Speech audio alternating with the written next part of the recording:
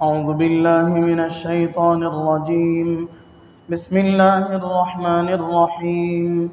وإن كنتم على سفر ولم تجدوا كاتبا فرهان مقبوضة، فإن أمن بعضكم بعضا فليؤدي الذي اؤتمن أمانته وليتق الله ربه ولا تكتموا الشهادة ومن يكتمها فإنه آثم قلبه والله بما تعملون عليم. لله ما في السماوات وما في الأرض، وإن تبدوا ما في أنفسكم أو تخفوه يحاسبكم به الله فيغفر لمن يشاء ويعذب من يشاء والله على كل شيء قدير. آمن الرسول بما أنزل إليه من ربه والمؤمنون كل آمن بالله وملائكته وكتبه ورسله لا نفرق بين أحد من رسله وقالوا سمعنا وأطعنا غفرانك ربنا وإليك المصير. لا يكلف الله نفسا إلا وسعها لها ما كسبت وعليها ما اكتسبت ربنا لا تؤاخذنا إن نسينا أو أخطأنا ربنا ولا تحمل علينا إصرا كما حملته على الذين من قبلنا ربنا ولا تحملنا ما لا طاقة لنا به واعف عنا واغفر لنا وارحمنا أنت مولانا فانصرنا على القوم الكافرين. صدق الله العظيم. وإن كنتم على سفر ولم تجدوا كاتبا فرهان مقبوضة، اور اگر تم سفر میں ہو اور نہ پاؤ کوئی لکھنے والا تو گرو ہاتھ میں رکھنی چاہیے. پھر اگر فَإِنْ أَمِنَ بَعْضُكُمْ بَعْضًا فَلْيُؤَدِّ الَّذِي اؤْتُمِنَ أَمَانَتَهُ وَلْيَتَّقِ اللَّهَ رَبَّهُ. پھر اگر اعتبار کرے ایک دوسرے کا تو چاہیے کہ پورا کرے وہ شخص جس پر اعتبار کیا ہے اپنی امانت کو، اور ڈرتا ہے اللہ تبارک و تعالیٰ سے جو رب ہے اس کا. وَلَا تَكْتُمُوا الشَّهَادَةَ، اور مت چھپاؤ گواہی کو. وَمَن يَكْتُمْهَا فَإِنَّهُ آثِمٌ قَلْبُهُ، جو شخص گواہی کو چھپائے گا تو بے شک گنہگار ہے اس کا دل. واللہ بما تعملون علیم، اللہ تبارک و تعالیٰ تمہارے کاموں کو خوب جانتے ہیں. للہ ما فی السماوات وما فی الارض، اللہ ہی کا ہے جو کچھ ہے آسمانوں اور زمینوں میں. وَإِن تُبْدُوا مَا فِي أَنفُسِكُمْ أَوْ تُخْفُوهُ يُحَاسِبْكُمْ بِهِ اللَّهُ، اور اگر ظاہر کرو گے اپنے جی کی بات، اپنے دل کی بات، یا چھپاؤ گے اس کو، اللہ تبارک و تعالیٰ اس کا حساب لے گا تم سے. فَيَغْفِرُ لِمَن يَشَاءُ وَيُعَذِّبُ مَن يَشَاءُ، پھر اللہ تبارک و تعالیٰ بخشے گا جس کو چاہے اور عذاب دے گا جس کو چاہے. واللہ علی کل شیء قدیر، اللہ تبارک و تعالیٰ ہر چیز پر قادر ہیں. آمن الرسول بما انزل الیہ من ربہ والمؤمنون، ایمان لایا رسول نے جو کچھ اترا ان پر ان کے رب کی طرف سے، اور مسلمانوں نے بھی. کل آمن باللہ وملائکتہ وکتبہ ورسلہ، سب نے مانا اللہ کو اور اس کے فرشتوں کو اور اس کی کتابوں کو اور اس کے رسولوں کو. لا نفرق بین احد من رسلہ، کہتے ہیں کہ ہم جدا نہیں کرتے کسی کو اس کے پیغمبروں سے. وقالو، اور کہتے ہیں سمعنا واطعنا، ہم نے قبول کیا اور ہم نے اطاعت کی. غفرانک ربنا والیک المصیر، قبول کیا تیری بخشش چاہتے ہیں اے ہمارے رب اور تیری ہی طرف لوٹ کر جانا ہے. لا یکلف اللہ نفسا الا وسعها، اللہ تبارک و تعالیٰ تکلیف نہیں دیتا کسی کو مگر جس قدر اس کی گنجائش ہے. لہا ما کسبت وعلیہا ما اکتسبت، اس کو ملتا ہے جو اس نے کمایا اور اسی پر پڑتا ہے جو اس نے کیا. ربنا لا تؤاخذنا ان نسینا او اخطأنا، اے ہمارے رب ہماری پکڑ نہ کر اگر ہم بھول جائیں یا چوک جائیں۔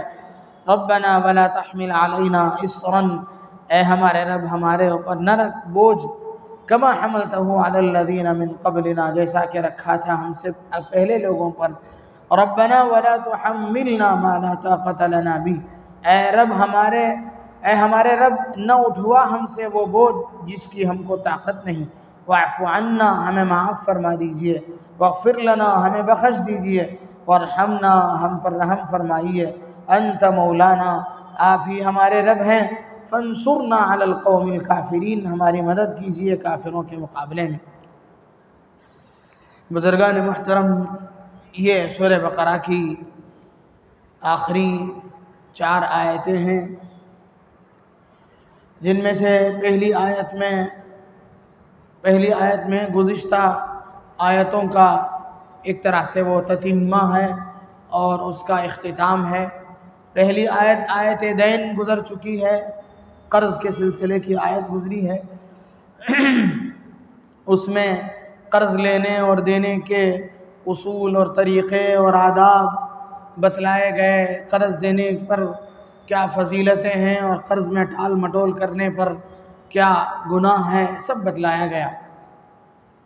یہاں یہ بات ہے، اس میں یہ بتلایا گیا تھا کہ قرض کے معاملے کو آپس میں لکھ لینا چاہیے، قرضی معاملہ آپس میں لکھ کر ہونا چاہیے، یہی اس کے لیے بہترین طریقہ ہے۔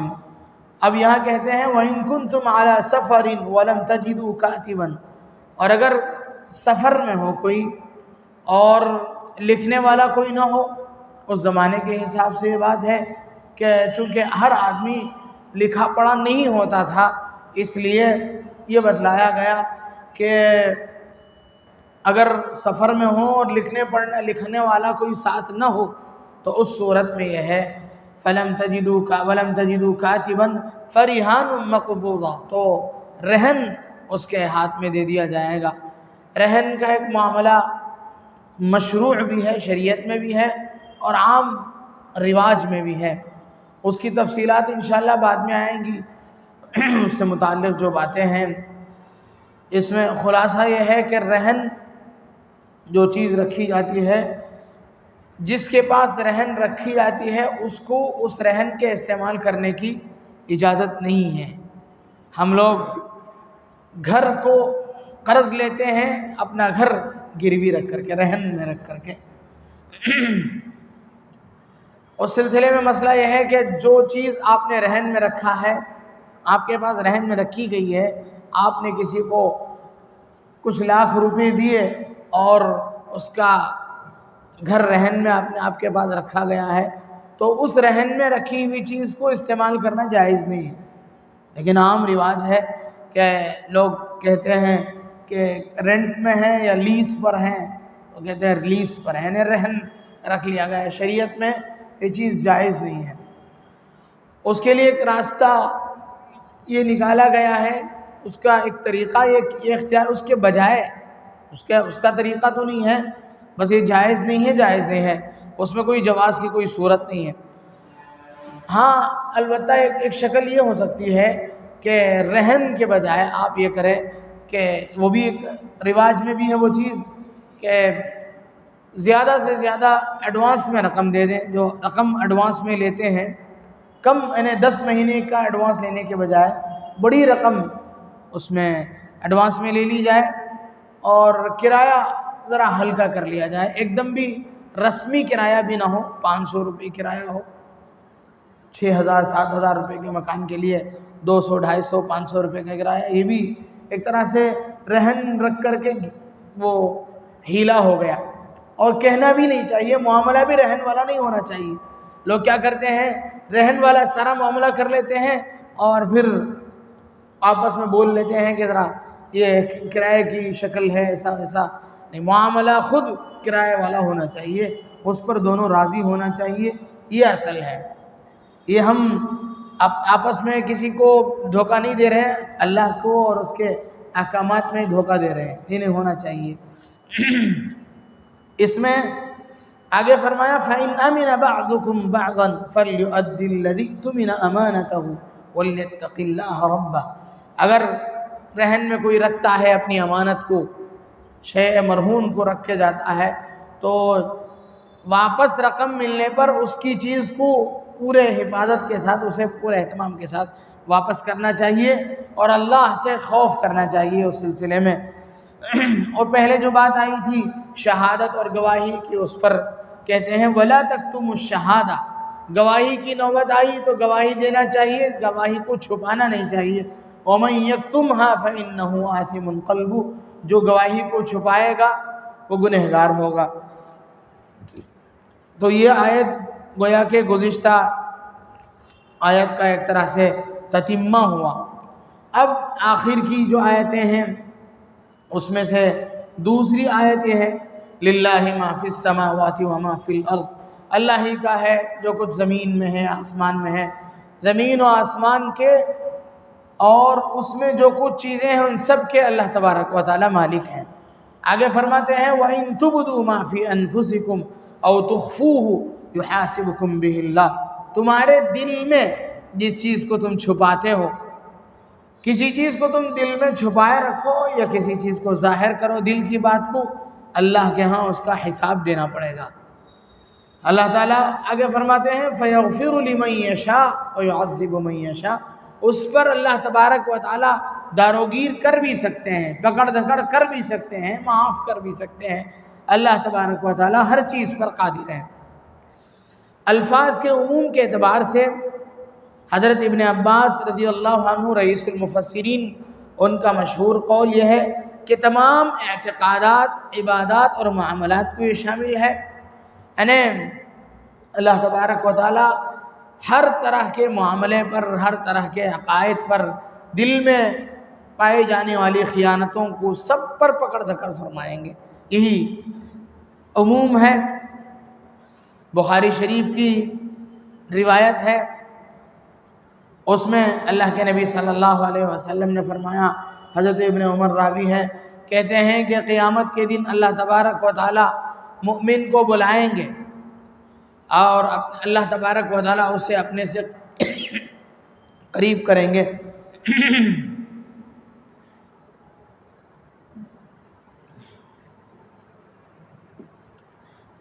اور اسے ایک ایک گناہ یاد دلائیں گے، مؤمن کو ایک ایک گناہ یاد دلائیں گے اور سوال کریں گے کہ تو جانتا تھا کہ تو نے یہ گناہ کیا تھا؟ بندہ مؤمن اقرار کرے گا ہاں میں جانتا ہوں میں نے یہ گناہ کیا ہے، اور اس کے ظاہری گناہ کو بھی شمار کیا جائے گا اور اس کا اقرار لیا جائے گا، اس کے چھپے ہوئے گناہوں کا بھی اللہ تبارک و تعالیٰ پوچھیں گے اس پر بھی۔ لیکن اللہ تبارک و تعالیٰ فرمائیں گے کہ میں نے دنیا میں ہی تیرے ساتھ پردہ پوشی کی تھی، تیرے بہت سارے گناہ ہوئے تھے جس کو میں نے کسی کے سامنے ظاہر نہ ہونے دیا تھا، آج میں کیا تجھے رسوا کرتا؟ مؤمن سے کہا جائے گا جا تجھے معاف کر دیا گیا۔ اس کے برخلاف منافقین و کافرین کو اللہ تبارک و تعالیٰ برسر عام سب کے سامنے بلائیں گے، ایک ایک گناہ کا اقرار کروائیں گے اور سب کی سزا سنائی جائے گی۔ لیکن قیامت میں ایک حدیث میں ہے کہ اللہ تبارک و تعالیٰ قیامت میں یہ فرمائیں گے کہ آج کے دن ہر طرح کے راز کھولے جائیں گے اور اللہ تبارک و تعالیٰ اس کے ظاہر اعمال کے سوال و جواب کے ساتھ، اس پر پکڑ دھکڑ کے ساتھ، اس کے دل میں جو غلط خیالات اور جو غلط باتیں اس کے دل میں تھیں، اللہ تعالیٰ اس کا بھی اظہار فرمائیں گے اور اس پر بھی سوالات کریں گے۔ تو اب سوال پیدا ہوتا ہے کہ ایک حدیث ہے جس میں یہ فرمایا گیا ان اللہ تجاوز عن امتی عما حدثت انفسها ما لم يتكلموا او يعملوا به، اللہ تبارک و تعالی میری امت میں سے ان گناہوں کو معاف فرما دیتے ہیں جو ان کے دل میں پیدا ہوئے، کچھ گناہ کے ارادے ان کے دل میں پیدا ہوئے لیکن انہوں نے اس گناہ کو عملاً کیا بھی نہیں اور زبان سے اس کا تلفظ بھی نہیں کیا، زبان سے نکالا بھی نہیں۔ مثلاً کسی کو گالی دینے کا ارادہ ہوا، زبان سے گالی نہیں نکالی، کسی کی غیبت کرنے کا ارادہ ہوا اس کی غیبت نہیں کی، ایسا ہوا، یا کسی غلط کام کے کرنے کا ارادہ ہوا اور اس کو کیا نہیں، تو اللہ تبارک و تعالیٰ جو دل میں پیدا ہوتے ہیں ان چیزوں کو اللہ تعالیٰ معاف فرما دیں گے۔ حدیث میں یہ بات ہے، اور یہاں اس طرح کی بات بتائی جاتی ہے کہ اللہ تبارک و تعالیٰ دلوں کی باتوں کو بھی، دلوں کے پوشیدہ رازوں کو بھی نکالیں گے اور اس پر بھی پکڑ دھکڑ فرمائیں گے۔ تو اس کا جواب یہ دیا گیا ہے کہ آخرت سے متعلق یہ باتیں ہیں، اللہ تبارک و تعالیٰ یعنی اللہ تبارک و تعالیٰ یہ حدیث دنیا کے حکم کے مسئلے میں نہیں ہے۔ اگر مثلا یہ ہے کہ اگر کوئی آدمی دل میں ارادہ کر لیتا ہے کہ میں طلاق دے دوں گا، یا دل میں ارادہ کر لیتا ہے کہ میں فلاں چیز ہبہ کر دوں گا کسی کو، یا کسی غلام کے آزاد کرنے کا دل میں ارادہ کر رہا ہے، تو دنیا کے اعتبار سے اس پر احکام نافذ نہیں ہوں گے۔ یعنی اس کے دل میں ارادہ کرنے کی وجہ سے اس کی بیوی پر طلاق نہیں پڑے گی، اس کے دل میں ارادہ کرنے کی وجہ سے اس کا غلام آزاد نہیں ہوگا، اس کے دل میں ارادہ کرنے کی وجہ سے اس کی کوئی چیز دوسرے کو نہیں جائے گی، اس کے دل میں ارادہ کرنے کی وجہ سے اس کی کوئی چیز فروخت نہیں ہو جائے گی، تو یہ دنیاوی احکام کے اعتبار سے یہ لاگو نہیں ہوگا، البتہ آخرت کے اعتبار سے یہ چیز ہو جائے گی۔ لیکن علماء کرام کی ایک بڑی جماعت نے اس شبہ کا یہ جواب دیا ہے کہ اللہ تبارک و تعالیٰ دل میں پیدا ہونے والی چیزوں پر انہی چیزوں کا مواخذہ کریں گے جن چیزوں کا بندے نے عزم مصمم کر لیا۔ مثال کے طور پر کسی نے ارادہ کر لیا کہ میں فلاں کے گھر سے چوری کروں گا، پوری طریقے سے ارادہ کر لیا اور نکل بھی گیا چوری کرنے کے لیے، چوری کرنا ہی چاہ رہا تھا، اچانک رکاوٹیں پیدا ہو گئی، کر نہ سکا۔ تو یہ عمل ایسا عمل ہے کہ رکاوٹ نہ آتی تو وہ عمل کر گزرتا، ایسے عمل پر اللہ تبارک و تعالیٰ مواخذہ کریں گے۔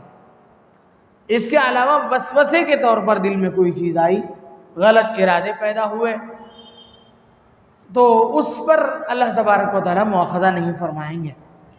جب یہ آیت نازل ہوئی اس کے عموم کو رکھ کر حضرات صحابہ کرام رضوان اللہ تعالیٰ علیہ پریشان ہو گئے کہ یا رسول اللہ یہ کیسی بات ہو گئی کہ اللہ تبارک و تعالیٰ ہمارے دلوں کی باتوں پر بھی مواخذہ کریں گے؟ پھر ہم کیا کر سکتے ہیں کہ شیاطین تو مسلسل انسان کے دلوں میں وسوسہ ڈالتا ہی رہتا ہے، انسان کے دلوں میں غلط خیالات کا آ جانا ایک انسان کی ایک فطری چیز ہے، اس پر بھی مواخذہ ہوگا، کیسے ہو سکتا ہے؟ تو اللہ کے نبی صلی اللہ علیہ وسلم نے فرمایا کہ نہیں، اللہ کا جیسا حکم نازل ہوا ہے ابھی اسے مان لو، ابھی بولو سمعنا واطعنا غفرانک ربنا والیک المصیر، ابھی تو یہ کہو کہ اللہ آپ نے جو نازل فرمایا ہم نے اسے سنا، ہم اس کی اطاعت کرنے والے ہیں، ہم اسے مان جائیں گے، بس اتنا کہو اب۔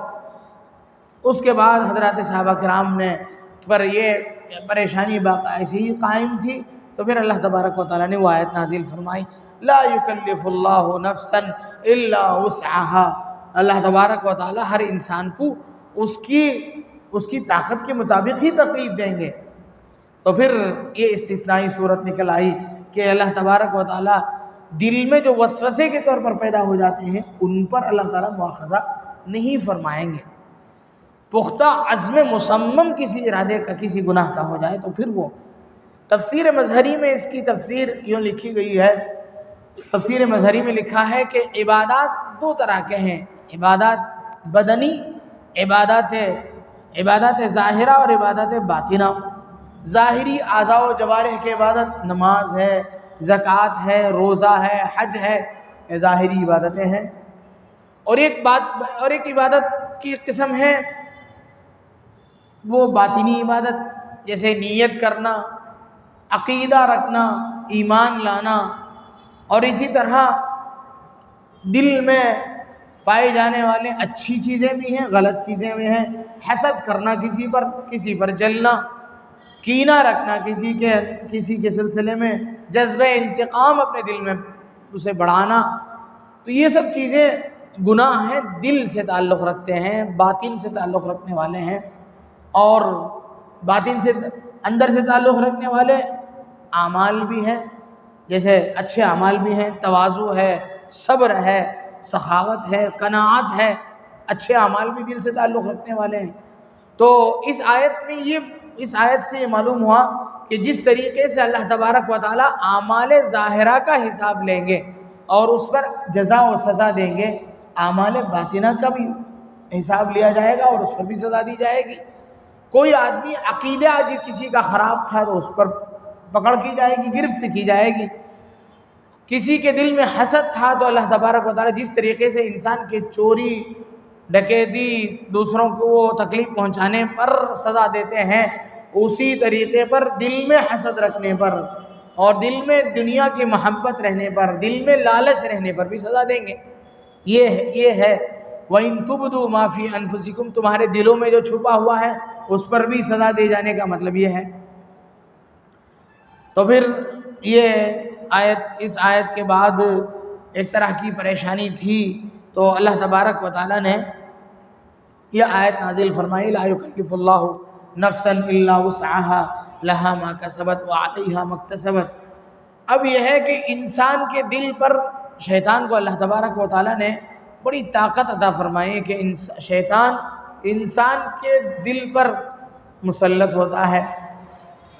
جس طریقے سے مچھر کی طرح، ایسا سمجھیں کہ شیطان مچھر کی طرح، مچھر جس طریقے سے اپنا ڈنک انسان کے بدن پر داخل کرتا ہے، اسی طرح شیطان کو اللہ نے یہ طاقت دی ہے کہ وہ دل پر تصرف کرتا ہے، انسان کے دل پر غلط خیالات کو پیدا کرتا ہے، غلط ارادوں کو پیدا کرتا ہے، غلط چیزیں اس کے دل میں ڈالتا ہے، وسوسہ ڈالتا ہے۔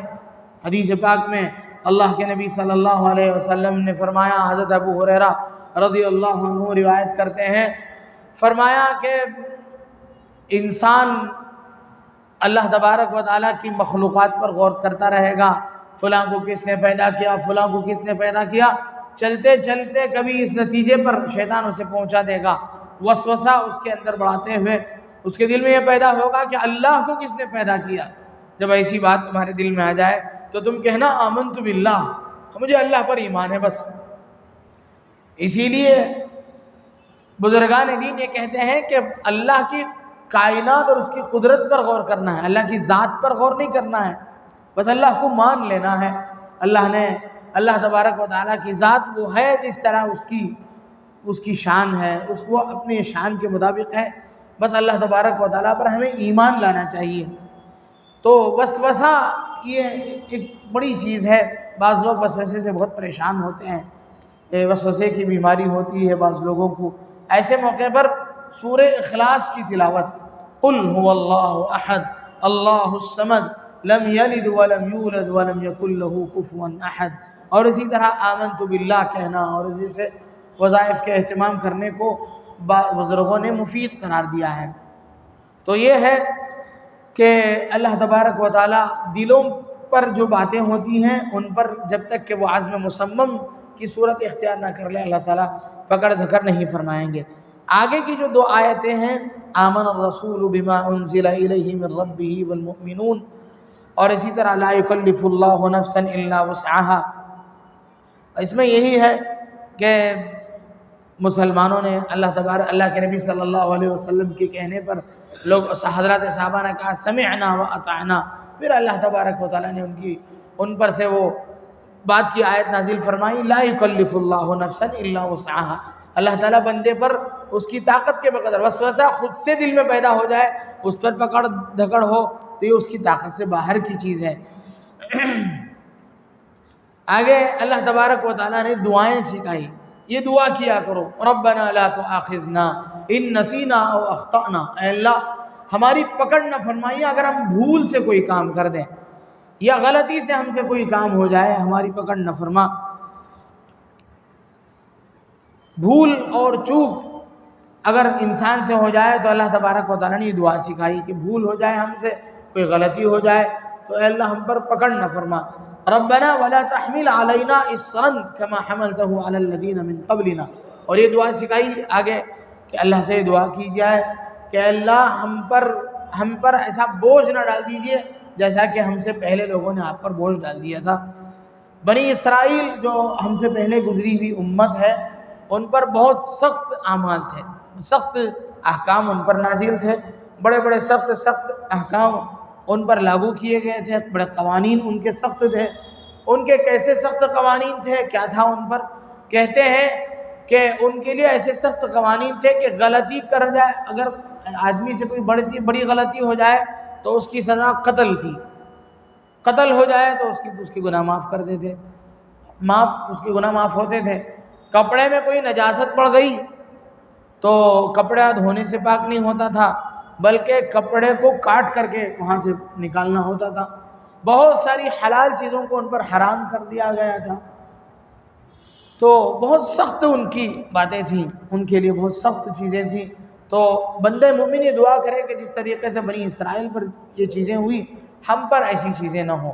اور ربنا ولا تحملنا ما لا طاقت لنا بھی، اے ہمارے رب ہم پر ہماری طاقت سے بڑھ کر کوئی بوجھ نہ ڈالیے، اس کی بندہ دعا کرتا رہے اور اللہ سے دعا کرتا رہے واعف عنا واغفر لنا وارحمنا، اے اللہ ہمیں معاف فرما، ہماری بخشش فرما، ہم پر رحم فرما۔ یہ دعائیں اللہ نے سکھائی۔ روایات میں آتا ہے کہ جب بندہ یہ دعائیں کرتا ہے تو اللہ تبارک و تعالیٰ کہتا ہے کہ اے بندے تو نے جو مانگا میں نے وہ دے دیا تجھے، تو معافی مانگتا ہے میں نے تجھے معاف کر دیا، تو مغفرت طلب کرتا ہے میں نے تیری مغفرت فرما دی، تو مجھ سے رحم کی بھیک مانگتا ہے جا میں تجھ پر رحم کرنے والا ہوں۔ تو یہ دو آیتیں قرآن کریم کی عظیم ترین آیتیں ہیں۔ روایات میں آتا ہے کہ اللہ کے نبی صلی اللہ علیہ وسلم کو معراج کی رات میں 3 چیزیں دی گئیں، 3 عظیم تحفے دیے گئے۔ ایک 5 نمازیں، دوسری چیز سورہ فاتحہ، اور تیسری چیز سورہ بقرہ کی آخری 2 آیتیں۔ یہ 2 آیتیں اس کی بڑی فضیلت ہے۔ روایات میں آتا ہے کہ جو بندہ رات کو ان آیتوں کی تلاوت کر کے سوئے گا، اللہ تبارک و تعالیٰ پوری رات اس کی مکمل حفاظت فرمائیں گے۔ حفاظت کے لیے بہت ہی عظیم الشان آیتیں ہیں یہ 2 آیتیں۔ بعض روایات میں آتا ہے کہ اللہ کے نبی صلی اللہ علیہ وسلم کے پاس حضرت جبرائیل نازل ہوئے اور ایک زور کی آواز آئی، آپ تشریف فرما تھے۔ حضرت جبرائیل نے فرمایا کہ یا رسول اللہ آپ کو 2 نور کی بشارتیں ہوں۔ حضور نے پوچھا کیسی بشارت؟ حضرت جبرائیل نے فرمایا کہ اللہ نے آج وہ آسمان کا وہ دروازہ کھولا ہے جو اس سے پہلے کبھی نہیں کھولا تھا، اور 2 عظیم چیزیں لے کر کے وہ فرشتے آپ کے پاس آ رہے ہیں جو اس سے پہلے کبھی نہیں آئے تھے۔ وہ کیا آیتیں ہیں؟ یہی وہ 2 قرآن کریم کی سورہ بقرہ کی آخری 2 آیتیں ہیں۔ اس لیے ہمیں اس کا بہت اہتمام ہونا چاہیے، ہم ان آیتوں کا اہتمام کریں، ان دعاؤں کو ہم اختیار کریں اور ان دعاؤں کو پڑھیں، ان دعاؤں کے ذریعے سے ہم اللہ سے مانگیں۔ یہ بہت ہی عظیم دعائیں ہیں۔ تو اسی طرح اس آیت کی تفسیر میں ایک بات یہ بھی ہے جس میں آخر میں فرمایا گیا کہ اللہ تبارک و تعالیٰ ہماری بھول چوک پر ہماری پکڑ نہ ہو، اور اللہ تبارک و تعالیٰ کسی بندے کو اس کی طاقت سے بڑھ کر تکلیف نہیں دیتے ہیں۔ پہلی آیت میں یہ بتلایا گیا تھا کہ دل کی باتوں پر بھی اللہ تعالیٰ مواخذہ کریں گے۔ تو اس سلسلے میں ایک وضاحت یہ ہے کہ انسان جتنے اعمال کرتا ہے، چاہے وہ بدنی اعمال ہوں چاہے وہ دل کے اعمال ہوں، دونوں اعمال میں 2 باتیں ہیں۔ ایک یہ ہے کہ اختیاری، غیر اختیاری۔ بدنی اعمال میں بھی غیر اختیاری عمل پر، اگر غیر اختیاری طور پر کوئی عمل اس سے صادر ہو جائے تو اس پر مواخذہ نہیں ہے، پکڑ نہیں ہے، اس پر پکڑ دھکڑ نہیں ہے۔ مثال کے طور پر زبان سے کوئی بات نکل گئی غلطی سے، غیر اختیاری طور پر نکل گئی، اس پر شریعت میں پکڑ نہیں ہے۔ اسی طرح غیر اختیاری طور پر غلط ارادے دل میں پیدا ہو گئے تو دل کے اعمال پر بھی یہی ہے کہ غیر اختیاری طور پر کوئی چیز دل میں پیدا ہو گئی تو اس پر بھی پکڑ دھکڑ نہیں ہے۔ جس طریقے سے عملی طور پر ارادہ کر کے اختیاری طور پر بندہ کوئی اعضاء و جوارح سے کوئی عمل کرتا ہے تو اس پر پکڑ ہوتی ہے، اسی طریقے سے دل میں بھی اختیاری طور پر کسی چیز کا ارادہ آدمی کرے اور کسی غلط خیالات کو دل میں پیدا کرے اور اسے جاری رکھے تو پھر اس پر بھی مواخذہ ہوگا۔ دل کی انہی چیزوں پر مواخذہ نہیں ہوگا جو غیر اختیاری طور پر پیدا ہو گئے۔ اختیاری طور پر باقاعدہ آدمی دل میں بھی کوئی چیزیں غلط چیزیں پیدا کرتا ہے اور اس کا تصور دماغ میں کرتا ہے تو اس پر کل قیامت میں پکڑ دھکڑ ہوگی۔ یہاں تک سورہ بقرہ مکمل ہوئی۔ اللہ تبارک و تعالیٰ سے دعا ہے کہ اللہ تبارک و تعالیٰ جو باتیں اس پوری صورت میں ہمیں پڑھنے سننے کو ملی اس پر عمل کی توفیق نصیب فرمائے۔ اللہ تبارک و تعالیٰ ہی کا فضل اور اس کا احسان ہے کہ اس نے پوری پابندی کے ساتھ اس عمل کو کرنے کی توفیق دی۔ بہت سے احباب بڑی پابندی کے ساتھ شرکت کرتے ہیں۔ اتنی درخواست ہے کہ ہر آدمی، ہر اس مجلس میں شرکت کرنے والا ہر آدمی اس بات کی کوشش کرے کہ آئندہ مجلس میں آتے ہوئے صرف ایک ساتھی کا اضافہ کر کے آئے۔ ہر آدمی، ہم لوگ دنیاوی معاملات میں شیئر کرتے ہیں، بہت دنیاوی معاملات کو شیئر کرتے ہیں۔ کہیں کسی کپڑے کی دکان میں کوئی آفر آ گیا تو ہم لوگ اسے شیئر کرتے پھر اس پر یہ کرتے ہیں کہ بڑا احسان سمجھتے ہیں کہ دیکھو میں نے تمہارے اوپر احسان کیا ہے فلاں جگہ۔ موبائل میں کوئی آفر آ گیا، کسی سم کارڈ نے کوئی آفر جاری کیا، اسے شیئر کرتے ہیں دوست احباب میں کہ آپ بھی اس کا فائدہ اٹھاؤ۔ یہ دینی اور اخروی فائدہ ہے، اور حدیث پاک میں ہے کہ الدال علی الخیر کفاعلہ، صحیح بات کی رہنمائی کرنے والا بھی اس صحیح بات پر عمل کرنے والے کی طرح ہے۔ اگر کوئی اچھی باتیں یہاں بتائی گئیں اسے سن کر کے کوئی عمل کرنے والا جا کر کے عمل کرے گا، آپ نے اس کا راستہ بتلایا ہے، آپ کو بھی اس کا اجر ملے گا۔ اللہ تبارک و تعالی ہمیں عمل کی توفیق نصیب فرمائے۔ آمین۔ وآخر دعوانا الحمدللہ رب العالمین۔